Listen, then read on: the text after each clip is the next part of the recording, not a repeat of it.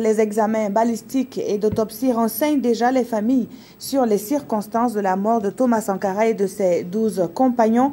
Ce matin, maître Benewende Stanislas Sankara, l'un des avocats de la famille Sankara, l'a affirmé. Les assassinats du 15 octobre 1987 sont d'origine criminelle. Issa Kafando, Jacques Lamissa Tarpada. Les assassinats du 15 octobre 1987 du capitaine Thomas Sankara et de ses 12 compagnons sont d'origine criminelle, conclut ainsi le rapport d'autopsie. Le rapport balistique est tout aussi clair. Les présumés restes du président Sankara et ses compagnons sont morts par balle.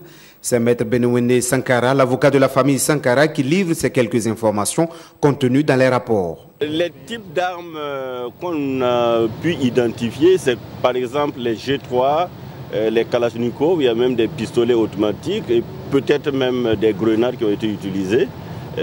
En tout cas, il y a des armes de type relevant de l'armée. Les familles et leurs avocats attendent encore le rapport des tests ADN qui viendront attester si les restes sont vraiment ceux de Thomas Sankara ainsi que ses compagnons.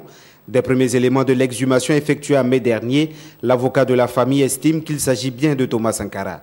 Il se réjouit du reste des avancées dans le dossier.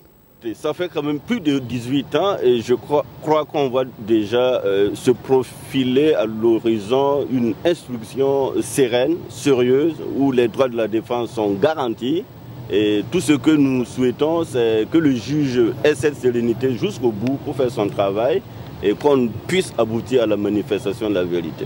Les avocats des victimes ainsi que ceux des inculpés ont 15 jours pour apporter des observations à ces rapports ou demander des contre-expertises. Les inculpés sont au moins 8 pour l'instant et membres de l'ancienne garde présidentielle RSP selon Benewende Sankara.